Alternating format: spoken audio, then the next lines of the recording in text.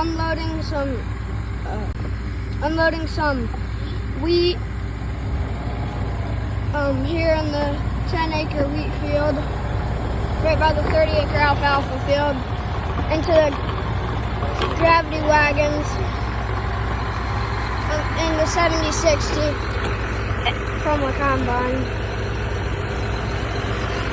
192 horse. Combine has 700 horse.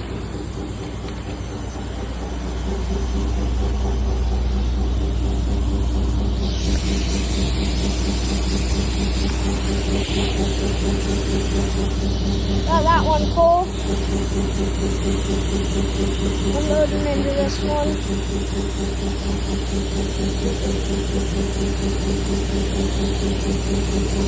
Already got the grain cart full.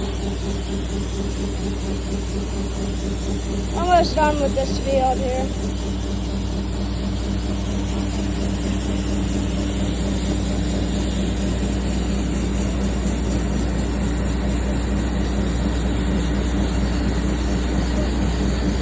Reload.